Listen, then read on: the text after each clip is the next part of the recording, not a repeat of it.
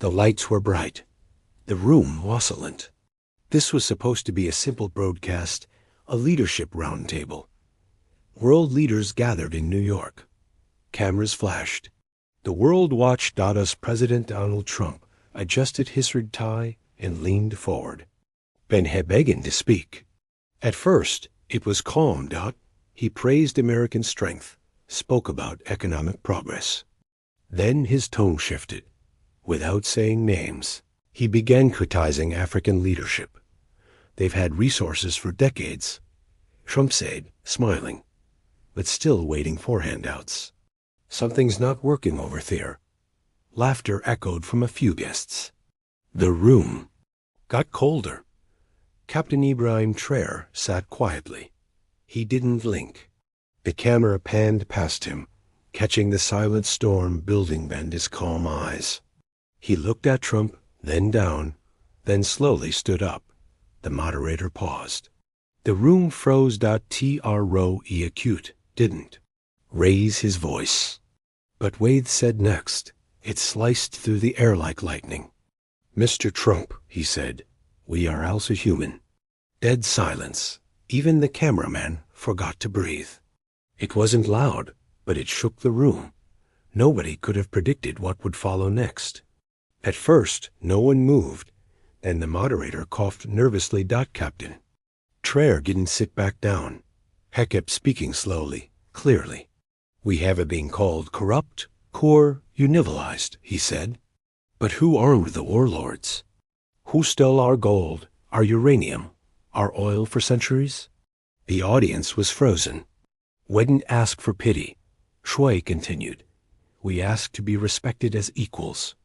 Trump's face tightened. He leaned back in his chair. Camera zoomed in on his eyes, blinking. "Faster now. I come from Burkina Faso." Traoré said, "We don't have skyscrapers. We don't have billionaires. But we have pride and dignity, and mothers who cry over sons lost in wars they never started." Somewhere in the back row, a woman wiped her eyes. Traoré paused, looked around the room. "I did not come here to argue. I came to remind the world. Africa is not your joke." There was still silence, but this silence was heavier, emotional. A live comment feed on YouTube started exploding. Goosebumps, tears, respect from Ghana. I'm crying in Kenya. Trump opened his mouth to respond, but nothing came out. The world had just witnessed something rare, and it wasn't over. A young camera operator from CBS News didn't mean to zoom in, but his hands moved on their own. His lens landed directly on Donald Trump's face. The former president wasn't smiling anymore. His jaw was clenched. His hands trembled slightly. For the first time in years, Trump had no script to fall back on. Ibrahim Traoré stood still. He wasn't angry. He wasn't even looking for applause.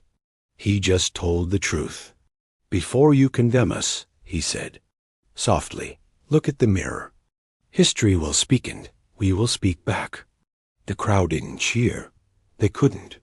They were still trying to process what they just heard. Somewhere backstage, a White House advisor dropped her pen. On TikTok, the clip had already been reposted with captions. Like, he said it with tears in his voice. This man just silenced the world. In Nigeria, someone wrote, "I'm in tears. I've never felt prouder to be African." Even in America, something shifted. This wasn't a fight. It wasn't theater. It was one man standing for millions. And what happened next on that stage will change everything. As the world paused, Traoré's voice faded into the room like wind through old trees. Then a flashback. "I remember," he said softly, "the day I buried my brother." The camera zoomed in. Even Trump turned his eyes toward him. "I was 13. My brother had just turned 15. He stepped on a landmine net. For someone else. Left by a war funded by men in suits far away from Africa." The studio was frozen. People stopped breathing.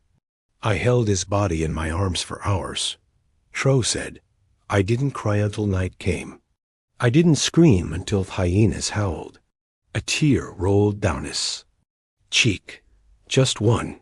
He wiped it quickly. That was the day I promised.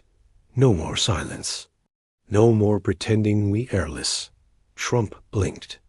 Even the toughest anchor sitting near the stage shifted uncomfortably in their seat. Nobody expected this. A general opening up about childhood grief in front of Fjord. And Traoré wasn't finished. Today you speak of Africa with statistics, he said. But I speak of it with scars. The room was no longer cold. It was sheavy. By now, social media had caught fire. TikTok was flooded with clips captioned, "The General Who Made Fjord Cry." On Instagram, influencers reposted his 5 words. We are. How's a human? Back in the studio, one journalist tried to speak, but her voice cracked. I'm sorry, she whispered. This is heavy. Trump leaned toward the mic. I never. But Traoré raised one finger. Not with anger, with calm. I don't need to argue, he said. I just want to ask. He turned to face Trump directly. Would you still look down on Africa if your own son died in the desert while searching for clean water? Trump said nothing. He looked away. The moderator, who had once smiled during Trump's speech, now stared at his paper with trembling fingers. I am not here to beg, Trey continued. I am not here to make you cry.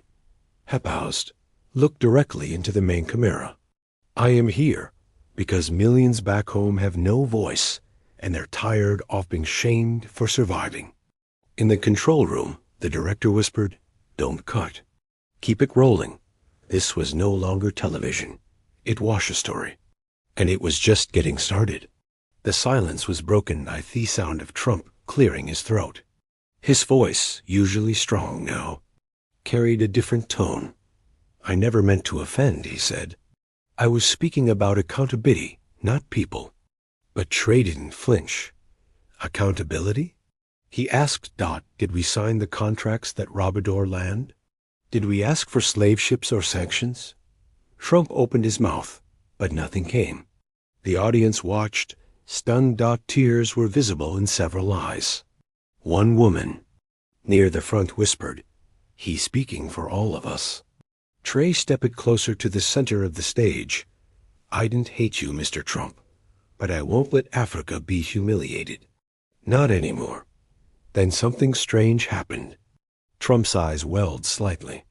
He turned away from the camera. For a man known for never backing down, that one gesture turning his face spoke volumes. The crowd remained still, but the internet exploded. YouTube comments poured in. I've never cried this hard in me life. This man is rewriting what leadership means. The silence in Thatcher was louder than any speech, and Theclet kept playing because this wasn't the end. Trey didn't sit down. He reached into his pocket and slowly pulled out something tiny wrapped in white cloth. The studio watched, confused. He unwrapped it and held up Asmal dusty child's shoe. This, he said, belonged to a boy I met in the Sahel. He paused. I was visiting a village that had just been bombed. Thebades were gone, but this shoe remained next to a tree with blood on its roots. His voice cracked just for a second. He was 5. His name was Kareem. He was said to play football with mango seeds. Trump watched silently. The audience leaned forward. He didn't die because he was poor.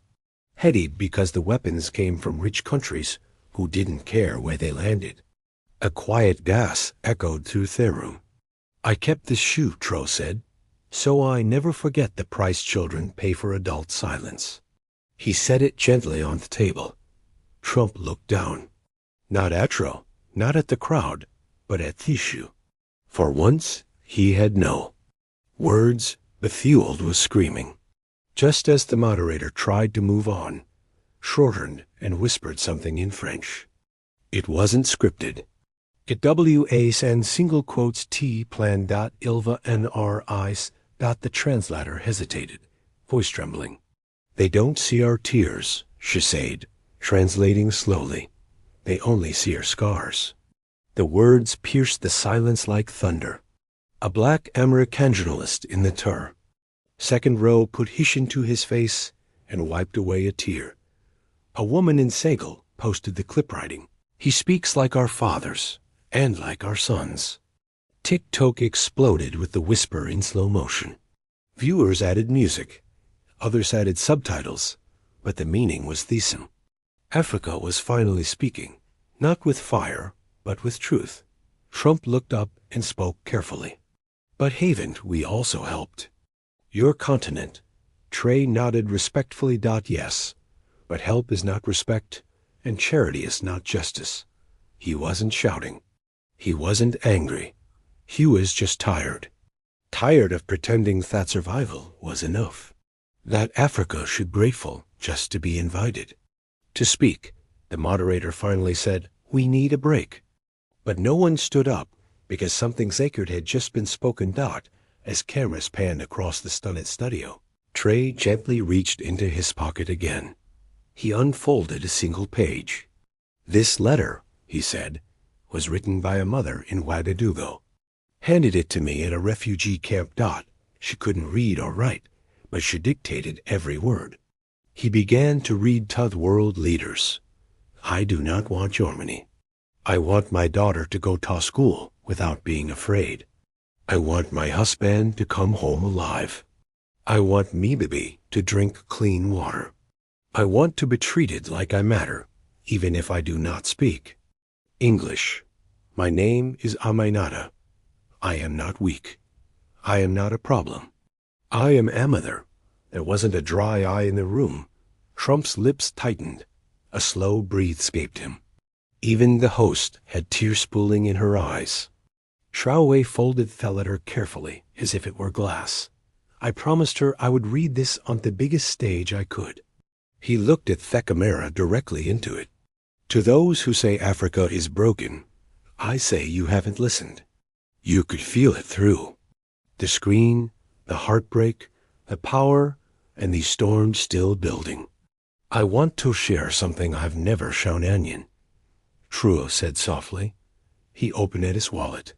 From inside, he unfolded a yellowed envelope.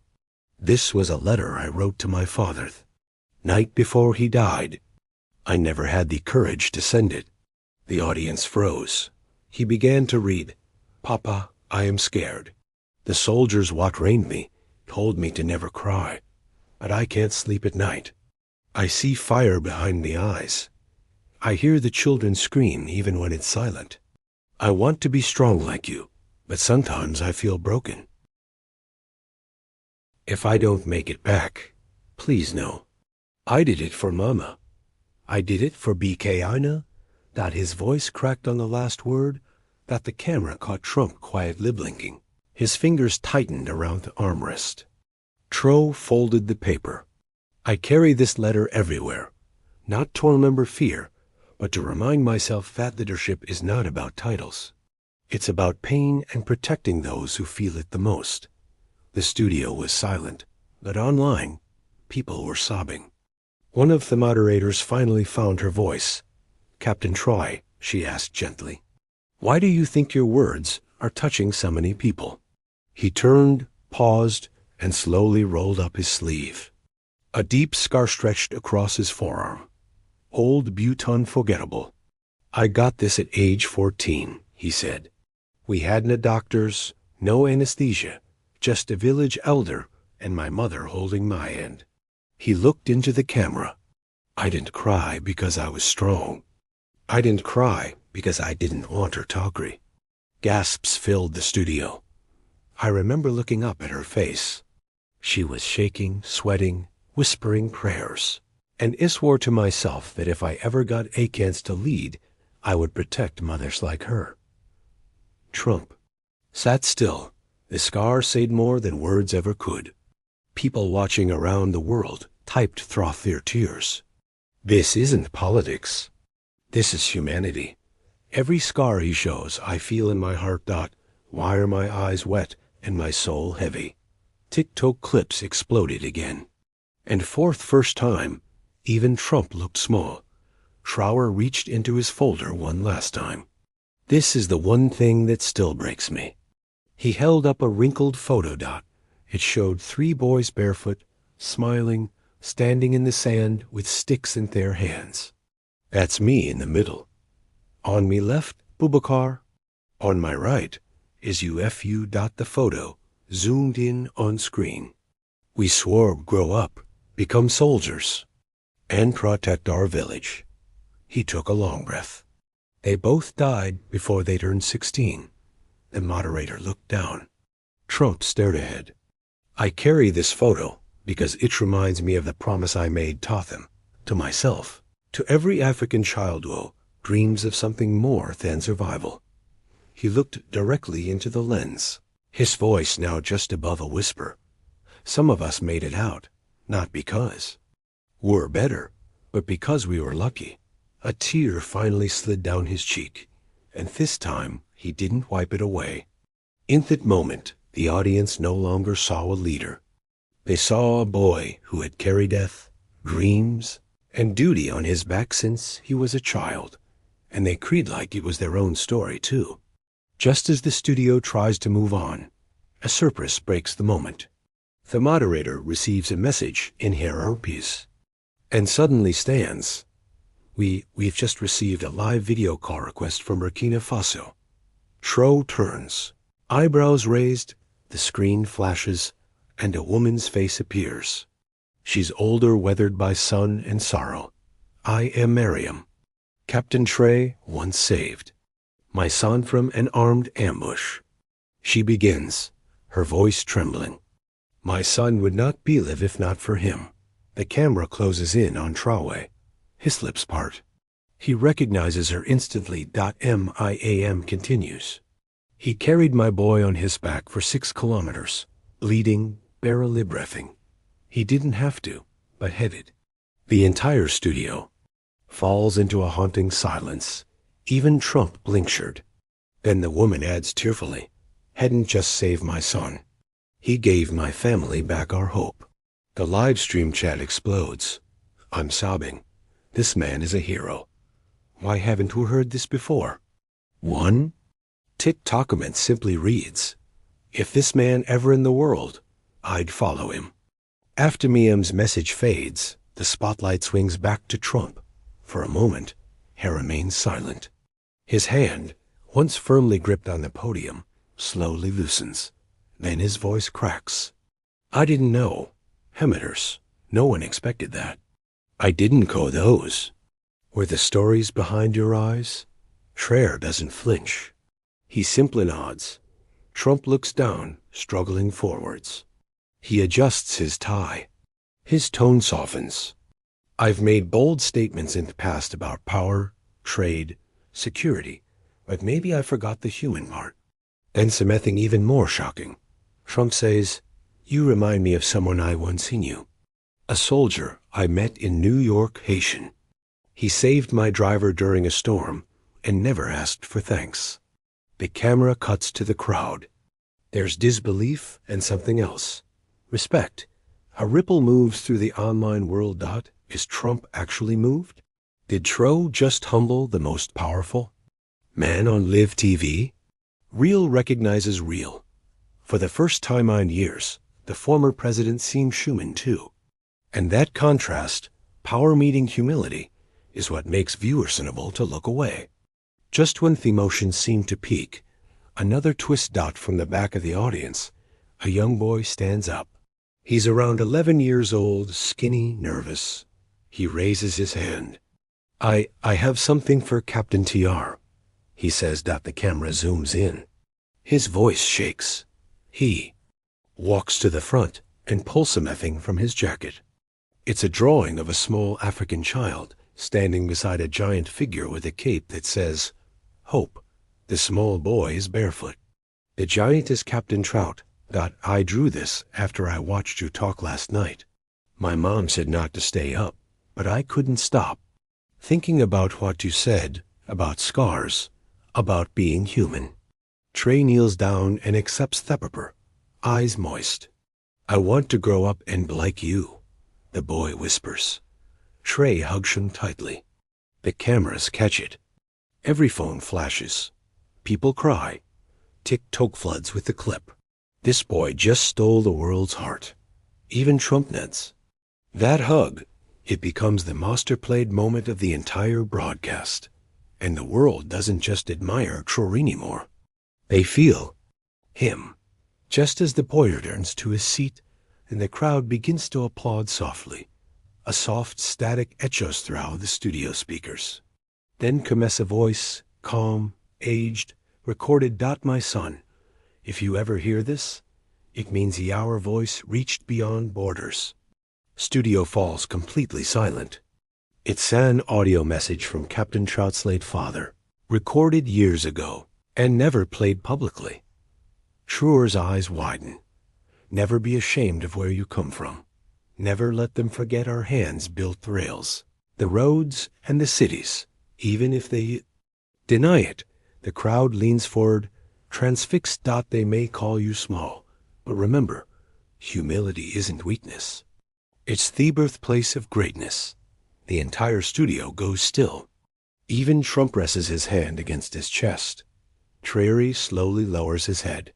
For the first time, he wipes away a tear, not as a president, but as a son. Twitter explodes. This just broke. I can't stop crying. Every African father just spoke through this man's father. People aren't just watching anymore. They're feeling it in their bones. There's a long silence. Then something utterly unexpected happens. Donald Trump stands slowly. No words, no smirk, just quiet steps toward Captain Traoré. He extends his hand. A long pause, then Traoré shakes it. Flashbulbs explode. Cameras shake. People leap to their feet in shock. But Trump doesn't let go immediately. He leans in, and with a voice low enough for only a few to hear, he says, "You just did more with one sentence than I did with 1,000 tweets." Then Trump steps back and speaks aloud. Maybe it's time we stop talking and start listening. Gasps echo through the crowd. Journalists type furiously. Social media explodes again. Instagram, TikTok, X flooded with clips, emotional reactions, hashtags. We also human respect try the handshake. On screen, CNN's live ticker reads, "Trump silenced by African leader studio in tears." Children watching at home ask their parents, who is he? Is he the good guy? For the first time, a new kind of letter is trending worldwide, and hadn't shout. He simply stood and spoke. As the broadcast nears its end, the moderator can barely speak. Her voice breaks. I don't think the world will forget what just happened. Traoré turns to the camera. For the first time, he speaks not to Trump, not to leaders, but directly to people watching at home. You didn't need a big name to be heard. You just need to believe that dignity belongs to everyone. We are also human. That means you too. He looks straight into the lens. If you're watching from a village in Kenya, a school in Mississippi, a rooftop in Gaza, or a market in Ouagadougou, your voice matters. Then the camera zooms out. The boy withdrawing returns and hugs him from behind. Trump stands at a distance, silent. Everyone in the studio stands, claps. Some wipe their eyes, others simply stare. If this story moved you, if it made you cry, think, or hop again, don't just scroll away. Hit the like button to show the world dignity still matters. Subscribe so we can keep sharing truth with the world. And please leave a comment.